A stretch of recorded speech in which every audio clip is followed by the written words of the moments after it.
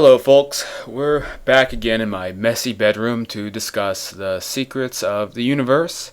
I hope you're enjoying your time here, and tonight it's going to be a important video because I want to talk about what I personally believe in regard to life after death, and maybe this will be of benefit to you on your journey. Maybe it won't be, but I feel like this is a good one to really kick things off with on this channel since we're only a couple of videos in so far.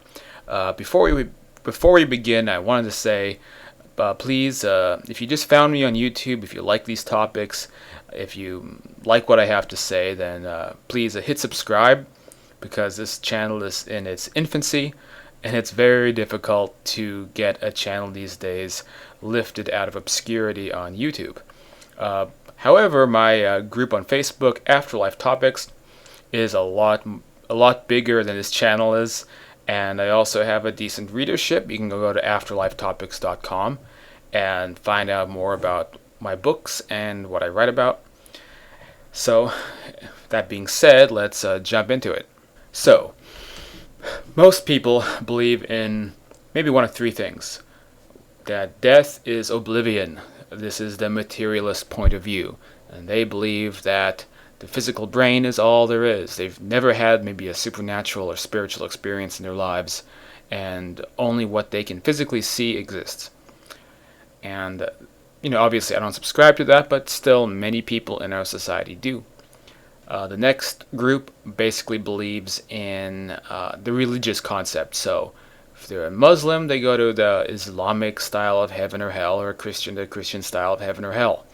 These people oftentimes don't put too much critical thought into it, which is why atheists and skeptics lampoon religious people all the time, because they say things like, wouldn't hanging out on a cloud with the ghost of Pat Robertson, although I don't think he's dead yet, but hanging out with these same people, all the time doing nothing, just being in a giant church, wouldn't that get boring after a while? But they don't, apply too much critical thought to that. They just accept it on faith and go with it. And then the third group kind of doesn't really know what to think. They don't know about the objective evidence of the afterlife, and they just say, I don't know what happens, and that's as good as it's going to get. So I belong to a fourth group, which is I study the objective evidence of the afterlife, and then I attempt to draw conclusions based on that. So what ends up happening is I have a bit of a different perspective. I guess you could say it's more of a spiritualist or New Age quote perspective, although I hate that terminology. And I'm just going to share what I personally believe and how I came to that conclusion. So I don't really have the luxury of belief. Now, I do say these are personal beliefs, so it's subject to my own personal ideas, and it's not exactly objective in itself because these are my conclusions, but the evidence, in my opinion, is. So I study the evidence, I study what people experience, I study what people say happens to them when they're close to death, and I look for commonalities, I look for patterns, and then I can draw some general assessments about what to expect based on those things. Now all this information is a little bit weak until you have your own experiences. So until I started really having my own experiences in the so-called afterlife, as we call it, only a few years ago, I accepted all of this kind of half-heartedly. I was somewhere in between the spiritualist camp and also the I don't know what happens camp. So it's like I researched all of it, I was fascinated, I was into it, I kind of believed it, but it wasn't until I began having real communication with people on the other side, and I was able to confirm those beliefs and have real valid experiences, that things changed, and now all the floaty ideas in my head that were not substantial, I was able to connect them together, and it became something that I can truly believe in based on my own experience. Kind of like, as an example, I've been to Thailand, and so I believe in the existence of Thailand. I can't tell you with 100% certainty Thailand exists. I mean, there could be a chance, like a 0.0001% chance that Thailand is some big illusionary, hologram or something, that we're all living in some matrix and the earth is flat, blah, blah, blah. So, I mean, who knows? There's always room for error. Kind of feel the same way about the afterlife. Maybe I'm not as certain as the analogy I just used, but it's pretty much up there in like the 99.8 percentile chance that, everything I experience to me is real. And this has a great, a very healthy effect on my life because I don't have the same anxiety that other people have about, what happens when we die. So, to understand a little bit about what happens when you die, the first thing to keep in mind is that we have a split version of our consciousness that exists on a different dimensional spectrum. So this is what people have called the spirit world. And this spectrum is also the source of a lot of paranormal subjects in society. And we can get more into that later. But it's important to keep in mind that we have our consciousness here in this brain, and then we have our consciousness on that side. And sometimes when we dream, we experience little bits and pieces of it, but not the whole thing. The dreams are primarily hallucinations that come out of our subconscious mind, but sprinkled in there is a little bit of real experiences that are happening in on a parallel dimension simultaneously to our own lives. When we die, our consciousness relinks to that side, but it tends to happen in kind of a consistent fashion because when we switch to that side, we will disconnect from the physical body we have right now. And as has been reported in thousands, if not millions of at this point, near-death experiences, people will rise up out of that body and look behind them and sometimes see their body laying there. And the body is connected by a filament of energy that seems to connect to our brain, our nervous system, I don't know, but it's the thing that keeps this second body tethered to our original body. And it's not until that thing is cut that we finally have full access to this parallel dimension. Of course, we see this in pop culture all the time. Everything from video games to media, TV, cartoons. Everybody has the idea of rising up out of your body, and if you've ever seen like a cartoon in the Sunday paper, and it's joking about somebody who's in heaven. You see the little cartoon guy rising up out of his body, like it's really embedded in our consciousness because so many people have these experiences. Now, when you go into near-death experience literature, and there's a lot of books out there, books by authors like Michael Sabom, Kenneth Ring, Bruce Grayson, and these guys study the NDE at depth and evaluate all these experiences, and it happens to so many people. They evaluate all that, and they put together a lot of consistent information. So they demonstrate how people report very similar things. They come up out of their bodies. They see the tunnel. They're met by deceased loved ones, and they're brought into sometimes another dimension, another world. At some point, they reach a place where they can't go further, and they're told that if they cross that threshold, then they will be in that place permanently, and then they won't be able to go back. And of course, they decide to go back, or they think about like their kids or their families, and then they are thrust back into their bodies.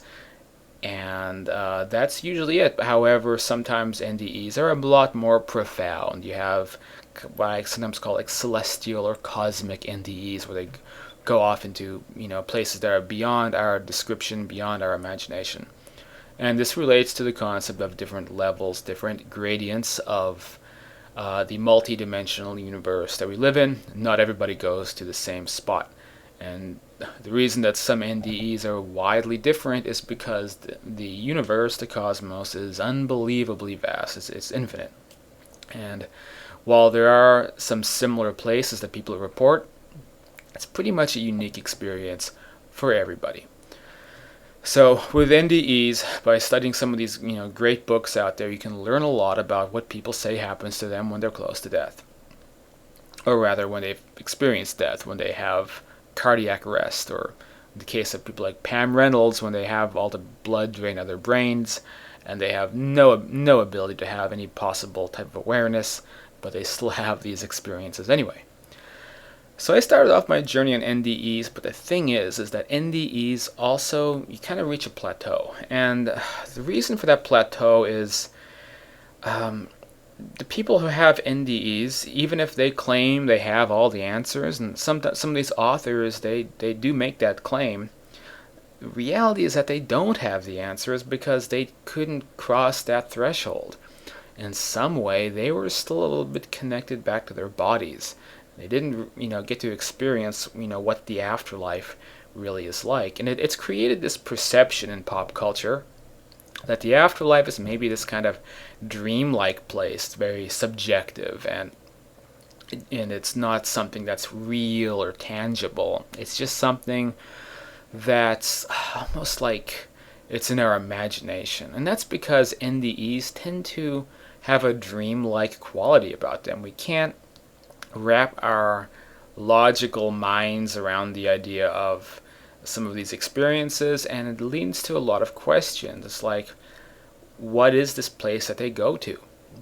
And a common debate is this place a physical place like ours? Can you pick up objects and touch them and feel them? And can you go outside? And do you have a life? Do you have a job? Or do you exist as some kind of angelic, celestial entity that has transcended all of that? And who knows? If you are that, then what the hell do you do with your spare time? Do you people have hobbies? Who knows?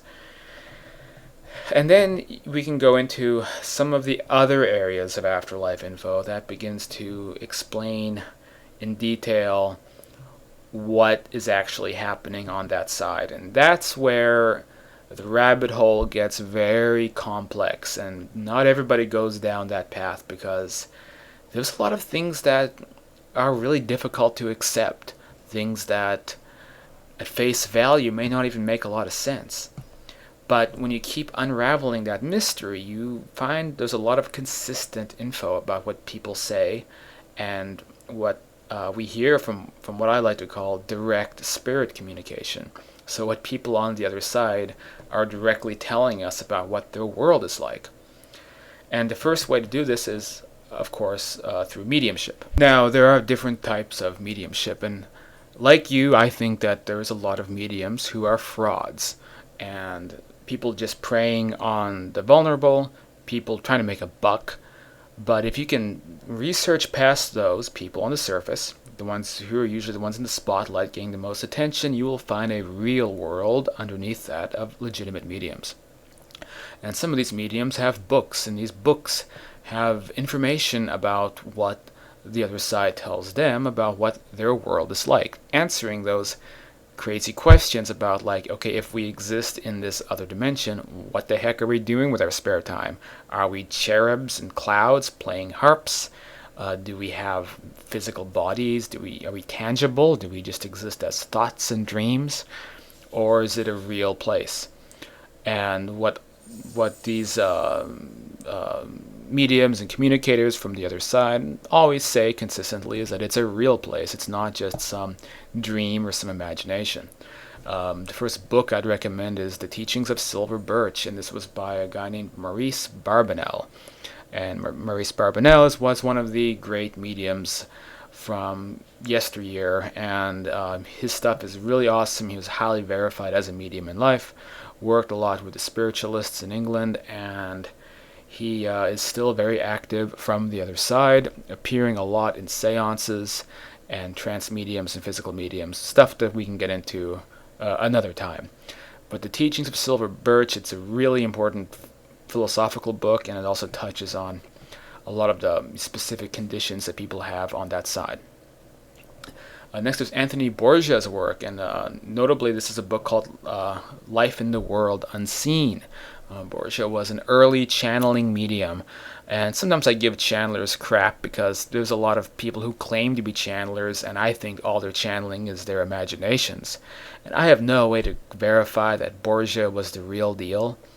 But if you read some of these alleged books by the author Monsieur Hugh Benson, he was a priest in life who passed over, and then Borgia began writing books with him dictating, I suppose, clairaudiently in his mind.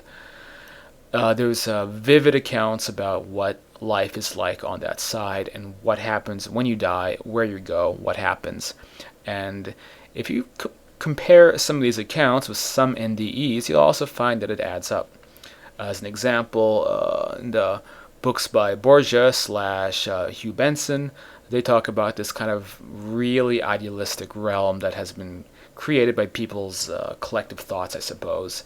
And it has a lot of features where nature is extremely pristine and everything has a vibration that you can feel, and you can feel the energy coming off things, and you can create things with your mind, and it's a very communal, very peaceful and harmonious world, and everybody works together and all these kinds of things. It's a little, it's a little bit flowery, but I'm surprised how many NDEs I read about that basically describe the same thing. I just read an NDE last week where this lady was, I think she had a heart attack, but she was in a coma for a couple of days, and she spent the whole time in a kind of celestial garden, walking around with her spirit guide, who was just a woman who was, who was her guardian in life, and I suppose still is. And they just walked around this garden, eating fruit off trees and discussing philosophy for what she said was the equivalent of about 2 months. And on our side, that was about 2 or 3 days in a coma. Finally, she said, "Okay, well, I hope you've learned a lot from your experience. I'm going to send you back." And then she went back to her body, and presto, she was, out of the coma and able to report that experience. And I've read many other NDEs like this, and so now we have a commonality, that there's these pristine places that some like to call Summerland, or, probably very close to what we would think of in Western culture as heaven.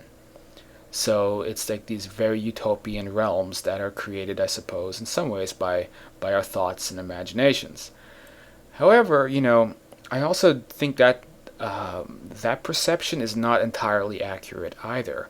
For the longest time, I was drawing information from those kinds of sources, and I had that idea in my head that the afterlife must be this place that is entirely built on people's imaginations. And so in some ways it was kind of like a dream still. It's kind of like this impermanent place that is created by us in our minds, and then somehow our minds go into this place after we die. I didn't think that, the afterlife is a place where it's like an extension of this universe. And I didn't think that it was like a physical, solid place. I think that it was all like a dream, where nothing is substantial, nothing really lasts from one moment to the next.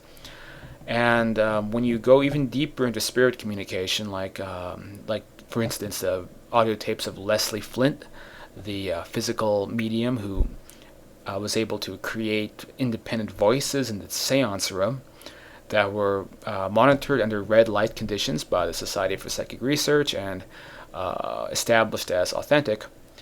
And there's now hundreds of hours of tapes of these voices of different discarnate personalities describing their world, and all of them say that they live in a real, solid place. It's not dreamed up, it's not in our imaginations, and that this is a common misconception that people have. The descriptions by Leslie Flint correspond quite well to a book called Autobiography of a Yogi by Paramahansa Yogananda, which is a Eastern-based sort of mystical book that describes in detail what we are calling the astral plane, which lines up with all the other information.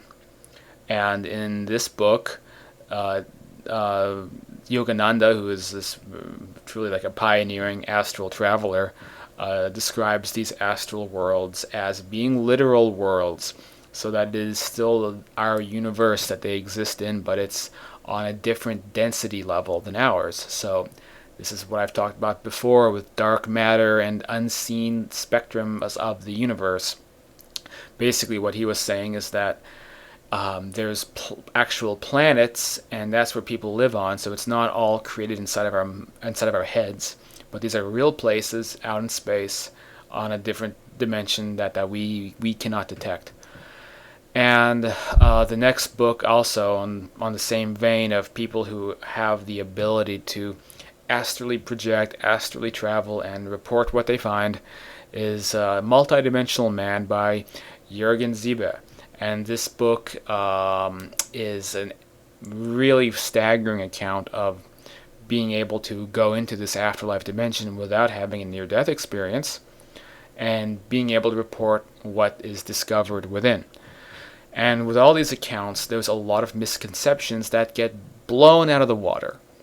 Ideas that we are completely non-physical in the afterlife, ideas that we live in some kind of like a dream state that's impermanent, ideas that we have physical restrictions, that we don't have bodies, we exist as what I like to call the floating orbs of light, or the people who believe that we all become just like, energy orbs, and that we can't enjoy things, we can't eat, we don't have any physical sensation, that we merge with source consciousness and disappear, and also, a little bit more philosophical ideas like free will and consequences for actions. And many of these direct spirit communications talk about how it's not all just flowers and heavenly realms, but there are very negative places as well that are the result of people's negative thought manifestations, and how that creates for them worlds that are truly sometimes quite hellish, and that if we're awful sons of bitches on this planet, then we may be in a corresponding realm when we die, in a kind of plane, an environment where it's really not that pleasant at all. And the New Age community doesn't like these ideas very much, because it interrupts the narrative that we all immediately become all-knowing, omniscient spiritual masters when we die, and we get to exist in paradise. No matter what we do on this side, doesn't matter, because we all immediately become all-knowing, and we get to live in heaven. We all become angels. And this is literally like the narrative that we read about in a lot of quasi-channeled books and things in the New Age aisle. And these guys, they don't like to hear some of this nitty-gritty information. So it's not really disseminated out to the public as well as like the highly marketable ideas that we all become angels and we all go to heaven. It's not quite that way. I mean, just living life and experiencing the great variety of personalities, and how people mesh with certain types of people, and other people are very selfish and other people are very altruistic, and there's all this huge amount of diversity among souls, and you can have some idea what these other dimensions might be like. And it's not this linear path where we all become angels and we all have the same experience. It's extremely, infinitely diversified. Now, to continue, I can read all this information, but it doesn't make an impact unless you have your own experiences.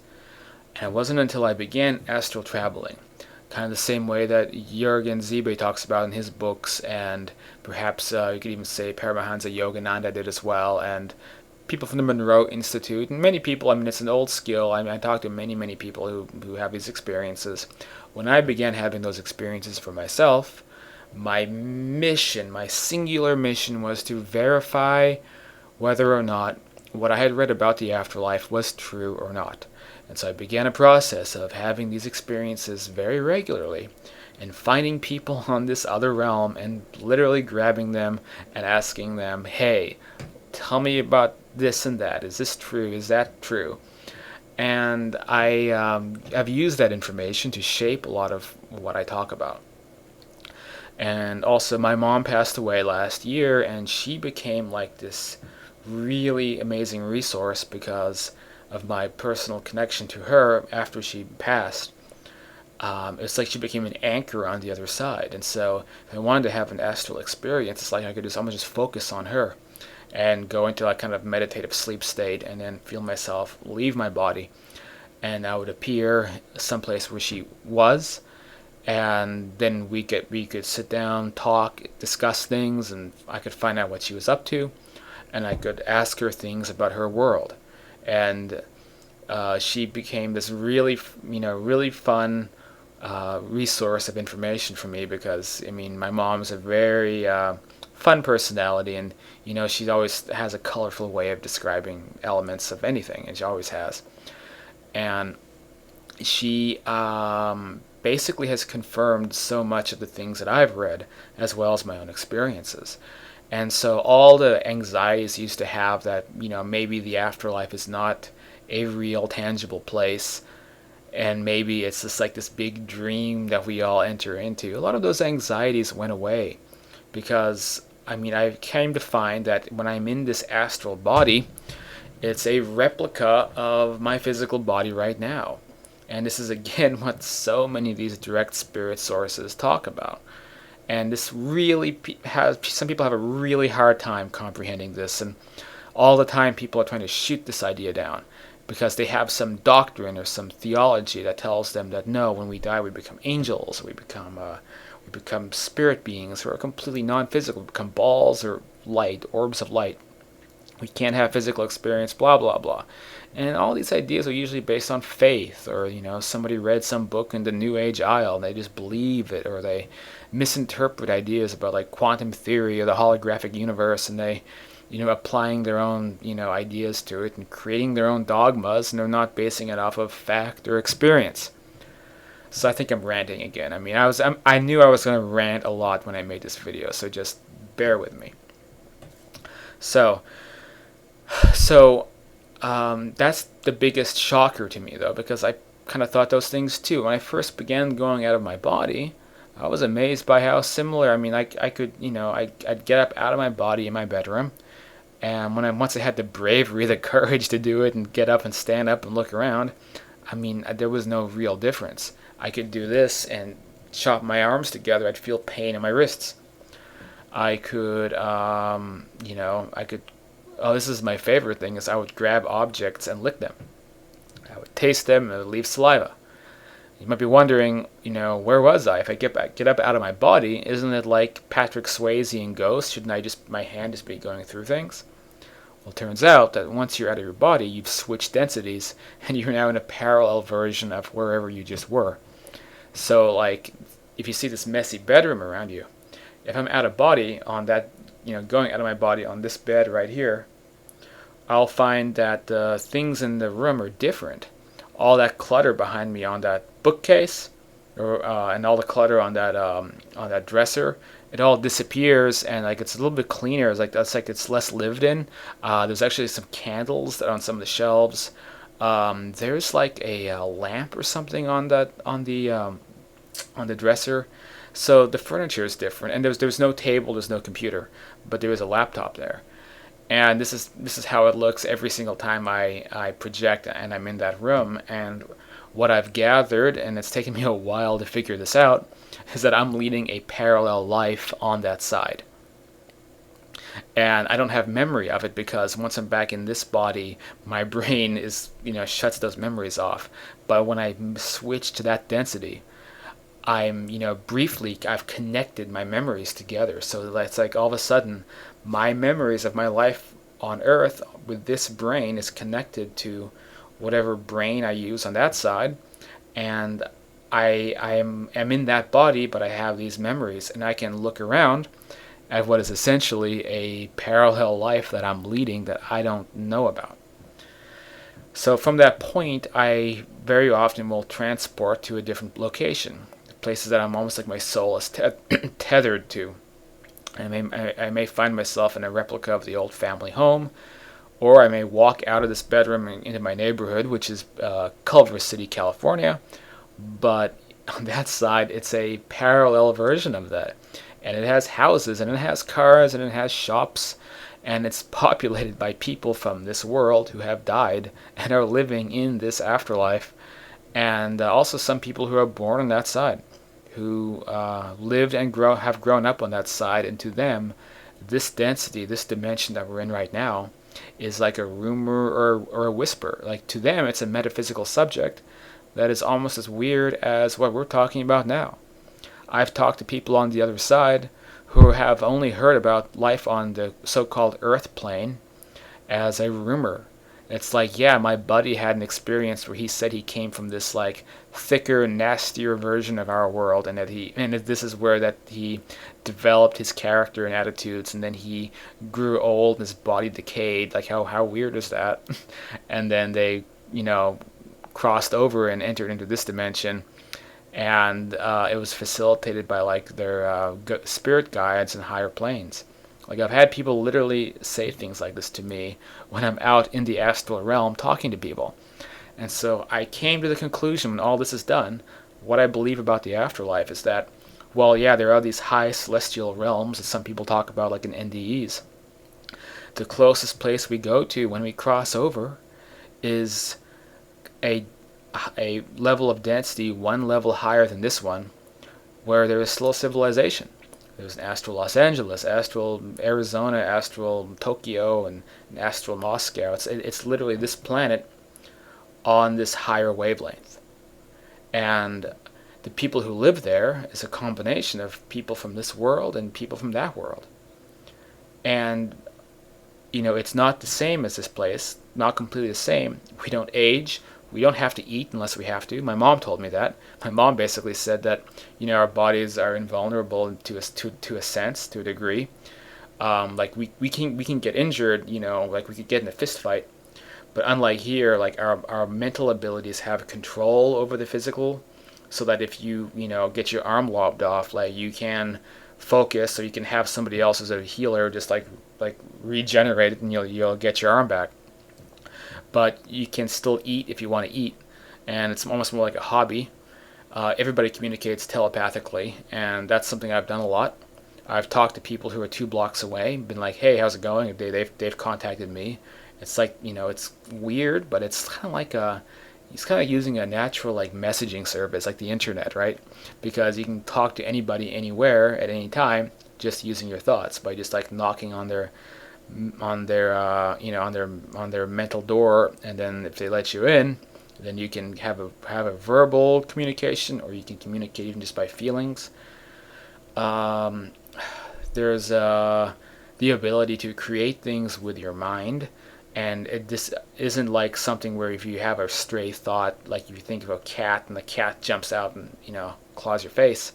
It's more like if you focus on something, you develop that skill, you can begin to conjure and materialize objects. And a lot of people do that.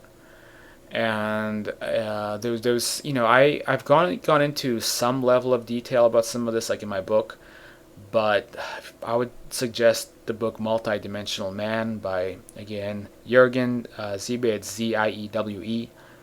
First name is Jurgen. And he goes into much greater detail about these consistent elements that everybody who astral projects almost has and discovers. So at the end, to wrap this long video up, I guess we're already past like half an hour. That's what I believe about the afterlife. And I base those beliefs off of experience. I base it off of information that I find credible. And especially it's the personal experiences that shape that. You might believe something else entirely, okay? This is just the conclusions that I've come to. And specifically, I know that when I die, it's just like when I go out of body, except that's going to be, the cord will be severed finally. I'll probably be met by, some giant-ass welcoming party, and I will finally be permanently on that side. I'm not really expecting some elaborate tunnel and light and God and life review, and I think some people experience that, but I don't think it's going to happen to me per se. I think, maybe that's just not my vibe. I don't know, but I'm pretty sure I know what'll happen based on my out-of-body experiences, and there's a lot to look forward to because it's like imagine the whole world we live on right now, but there's a flip side to it. To use the terminology from Stranger Things on Netflix, it's like the upside down, except a lot more pleasant than that one. That one was, scary as shit. Well, alright, well that finishes this video up. Again, subscribe, like this video if you liked it and you want to see more of me, because if the subscriptions stop, the channel dies, nothing becomes of this, so it's up to you. All right, this is Cyrus. Thanks for tuning in. Crazy stuff, I know. But hell, I mean, it's a conversation that has to be had by somebody, right? We'll talk to you next time.